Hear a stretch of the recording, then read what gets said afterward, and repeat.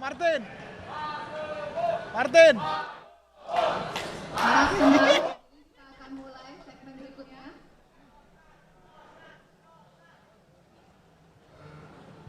Cek. Oke, Bapak Ibu.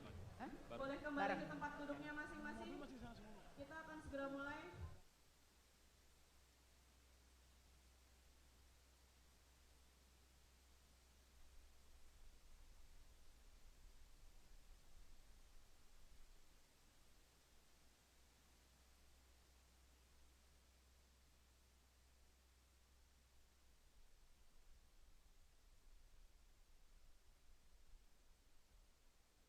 Kita mulai 10 detik lagi.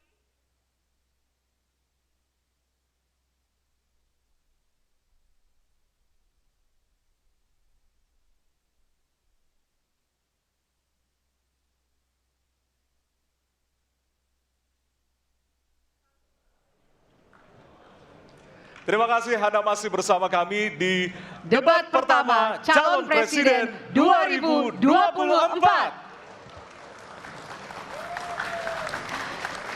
Hadirin, jika pada segmen sebelumnya pertanyaan dibuat oleh tim panelis, maka di segmen ini dan segmen selanjutnya pertanyaan murni dari para calon presiden. Ya. Jawaban pertanyaan akan ditanggapi oleh capres penanya untuk kemudian direspon kembali oleh calon presiden yang menjawab. Sebelumnya, kita undang kembali seluruh calon presiden untuk naik ke atas panggung. Kami persilakan Bapak untuk menuju ke panggung utama. Ya, dan untuk segmen ini kesempatan pertama akan diberikan kepada calon presiden nomor urut 1 untuk bertanya kepada calon presiden nomor urut 2. Dan waktu Bapak 1 menit dimulai dari sekarang. Terima kasih. Pada tanggal 25, Pak Prabowo mendaftar ke KPU sebagai pasangan calon presiden, calon wakil presiden. Sesudah keputusan MK. Dan kemudian di MK dibentuk MK yang hasilnya mengatakan bahwa terjadi pelanggaran etika berat yang menyebabkan keputusan yang dibuat oleh MK secara etika bermasalah. Kemudian Bapak punya waktu sampai dengan tanggal 13 November karena di situ adalah waktu terakhir untuk mengambil keputusan bila ada perubahan. Sesudah Bapak mendengar bahwa ternyata pencalonan persyaratannya bermasalah secara etika, pertanyaan saya, apa perasaan Bapak ketika mendengar bahwa ada pelanggaran etika di situ? Baik, waktunya habis. Kami berikan kesempatan kepada calon presiden nomor urut 2 untuk menjawab selama 2 menit. Waktunya dimulai dari sekarang. Jadi Mas Anies ya memang suatu perkembangan politik itu ada beberapa segi perspektif ya. Jadi tim saya, para pakar hukum yang mendampingi saya menyampaikan bahwa dari segi hukum tidak ada masalah. Masalah yang dianggap pelanggaran etika sudah diambil tindakan dan keputusan ya waktu itu oleh pihak yang diberi wewenang, kemudian sudah ada tindakan dan tindakan pun itu masih diperdebatkan karena yang bersangkutan masih memproses. Tetapi intinya adalah bahwa keputusan itu final dan tidak dapat dirubah. Ya, saya laksanakan ya. Dan kita ini bukan anak kecil Mas Anies ya. Anda juga paham ya. Sudahlah ya. Sekarang begini. Intinya rakyat yang putuskan, rakyat yang menilai. Kalau rakyat tidak suka Prabowo dan Gibran, nggak usah pilih kami, saudara-saudara sekalian. Dan Saya tidak takut tidak punya jabatan, Mas Anies. Sorry ya. Sorry ya. Harap tenang. Mas Anies, saya tidak punya apa-apa. Saya sudah siap mati untuk negara ini. Baik. Waktu Anda habis, Bapak, dan selanjutnya kami persilakan kepada calon presiden nomor urut 1 untuk menanggapi jawaban dari calon presiden nomor urut 2. Waktu Bapak 1 menit. Dimulai dari sekarang. Fenomena ordal ini menyebalkan. Di seluruh Indonesia kita menghadapi fenomena ordal. Mau ikut kesebelasan ada ordalnya. Mau masuk jadi guru ordal. Mau daftar sekolah ada ordal. Mau dapat tiket untuk konser ada ordal. Ada ordal di mana-mana yang membuat meritokratik nggak berjalan.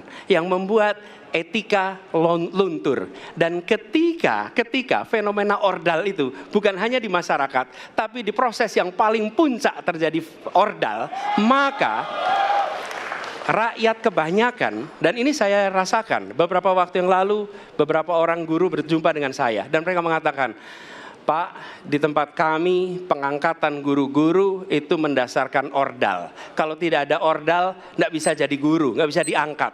Lalu apa jawabannya? Atasan saya bilang, wong yang di Jakarta aja pakai ordal, kenapa kita di bawah tidak boleh pakai ordal? Negeri ini rusak apabila tatanan Waktunya itu hilang. habis. Ya. Sekarang kami berikan kesempatan kepada calon presiden nomor urut 2 untuk menanggapi tanggapan dari calon presiden nomor urut 1. Waktunya 1 menit dari sekarang. Mas Anies. Dalam demokrasi, kekuasaan tertinggi ada di rakyat. Hakim yang tertinggi adalah rakyat. Tanggal 14 Februari, rakyat yang akan mengambil keputusan.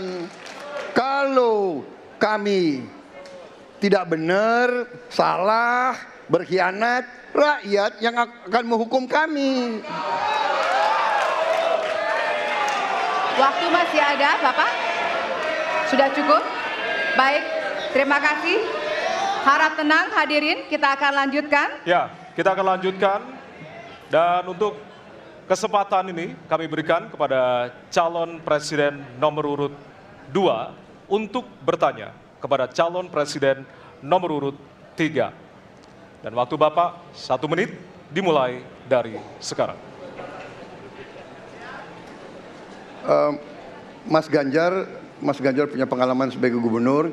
Saya ingin bertanya bagaimana pemikiran Bapak untuk mengatasi pengangguran yang masih banyak, terutama lulusan-lulusan sekolah dan sarjana yang belum tertampung. Mungkin pengalaman Bapak bisa Bapak memberi suatu pencerahan kepada kami. Terima kasih. Waktunya masih ada, Bapak ada yang ingin ditambahkan? Baik, cukup. Oke. Selanjutnya kami berikan kesempatan kepada calon presiden nomor urut 3 untuk menjawab selama 2 menit. Waktunya dimulai dari sekarang. Terima kasih Pak Prabowo. Isu ini sangat kontekstual dan saya kira dari pertanyaan masyarakat begitu sulitnya mendapatkan pekerjaan. Ada beberapa poin Pak. Yang pertama adalah membuka ruang investasi yang cukup besar dengan cara memastikan penegakan hukumnya bisa berjalan baik, kepastian hukumnya berjalan dengan baik, transparan, akuntabel, mudah, murah, cepat dalam sebuah layanan. Tanpa itu dilakukan, mereka akan minggat dan mereka akan pergi, tidak mau datang. Yang kedua, ketika mereka datang, sudah masuk berinvestasi katakan, pusat-pusat pertumbuhan sudah diberikan kepada mereka oleh pemerintah dengan fasilitasi kawasan industri umpama, insentif pajak umpama, kemudahan perizinan, ease of doing business umpama, maka ketika kemudian itu sudah berjalan, Pak, yang mesti disiapkan adalah SDM. Ketangguhan SDM untuk menjemput itulah yang kita siapkan. Apa itu? Sekolah vokasi, nggak ada yang lain. Dan kemudian SDM inilah yang kita bisa pastikan bahwa mereka sampai dengan 12 tahun mesti sekolah dan gratis. Inilah yang kemudian bisa kita dorong untuk kemudian mereka bisa naik. Ada juga tindakan afirmasi sekaligus untuk menurunkan kemiskinan adalah setiap satu keluarga miskin kita kasih kesempatan satu anaknya sampai ke perguruan tinggi. Karena itulah yang akan membongkar dan kemudian memberikan ruang pekerjaan yang jauh lebih banyak kepada mereka. Maka peran-peran inilah yang mesti kita dorong. Kawasan industri Kendal sudah bekerja sama dengan 100-an lebih sekolah vokasi. Kawasan industri di Batang sedang kita siapkan, bahkan kita bangunkan sekolah. Kerjasama antara pusat, provinsi, kabupaten menjadi begitu penting untuk memfasilitasi itu, dan kemudian tugas kita mensosialisasikan untuk mereka bisa terlibat di dalamnya. Baik. Ya, waktu Anda habis Bapak, dan kami persilakan kepada calon presiden nomor urut 2 untuk menanggapi jawaban dari calon presiden nomor urut 3. Waktu Bapak 1 menit. Saya senang mendengar jawaban itu. Berarti Bapak bisa mengakui prestasi pemerintah Jokowi dalam mengembangkan KEK semua, mendorong hilirisasi, menciptakan lapangan kerja, mengundang investor-investor ke Jawa Tengah untuk menciptakan pertumbuhan ekonomi yang bermutu dan berkelanjutan. Terima kasih. Ya. Waktunya masih ada, Bapak? Cukup. Cukup. Baik, selanjutnya kita berikan kesempatan kepada calon presiden nomor urut 3 untuk menanggapi tanggapan dari calon presiden nomor urut 2. Waktunya 1 menit dari sekarang. Pak Prabowo, terima kasih. Ketika kami merancang kawasan-kawasan industri dan bagaimana percepatan itu kita lakukan, kami duduk dengan para menteri, bahkan kami duduk dengan presiden. Kami punya pikiran yang sama dalam merancang ini karena kita ingin menjemput 2045 sebagai negara maju, negara unggul. Itu yang harus kita ciptakan. Maka ketika kemudian soal setuju tidak setuju, kami hampir 10 tahun. Bahkan proyek-proyek strategis nasional yang ada di Jawa Tengah, saya bereskan, Pak. Karena itu bentuk tanggung jawab kami sebagai wakil pemerintah pusat di daerah, dan kami tahu posisi itu agar kita berada dalam satu barisan menjemput keunggulan Indonesia di 2045. Masih ada waktu Bapak? Cukup. Cukup? Baik. Ya, dan selanjutnya kita akan berikan kesempatan calon presiden nomor urut 3 untuk bertanya kepada calon presiden nomor urut 1. Dan waktu Bapak 1 menit dimulai dari sekarang. Mas Anies pernah menjadi gubernur ibu kota. Dan hari ini menjadi isu publik, saya barusan dari IKN.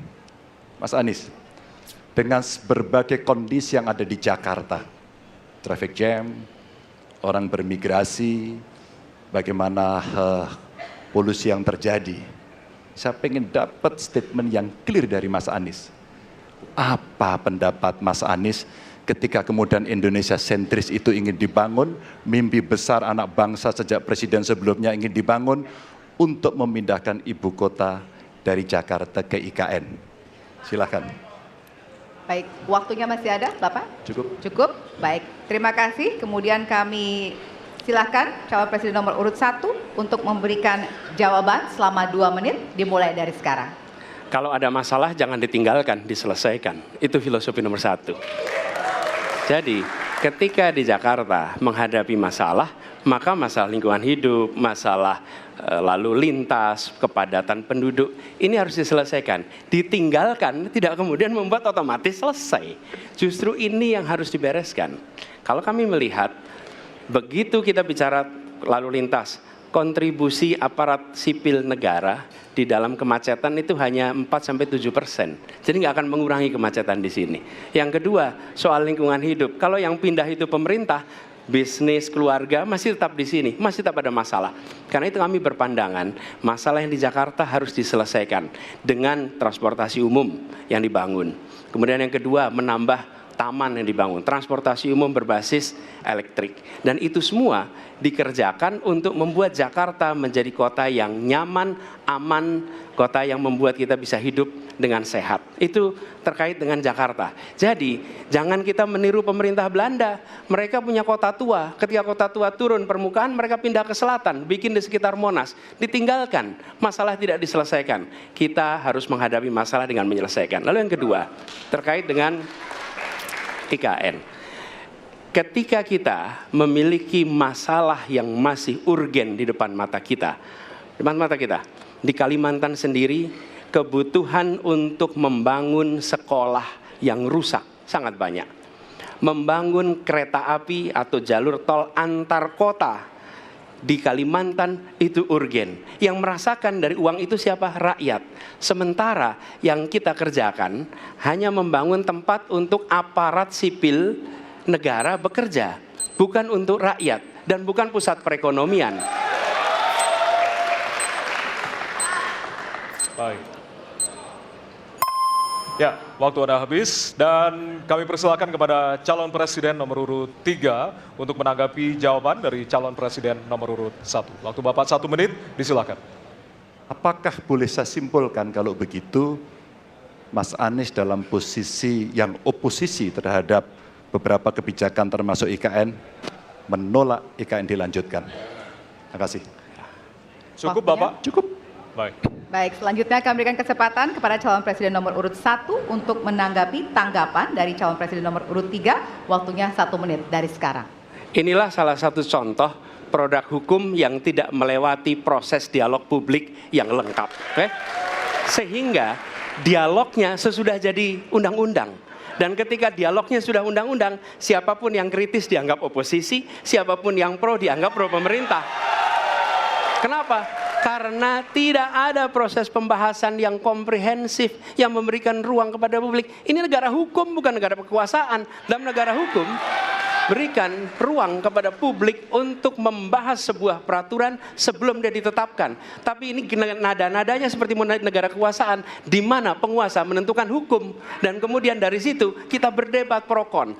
Kami melihat ada kebutuhan-kebutuhan urgen yang dibangun untuk rakyat. Kalau hari ini kita belum bisa menyiapkan pupuk lengkap, tapi pada saat yang sama kita membangun sebuah istana untuk presiden, di mana rasa keadilan kita? Oke?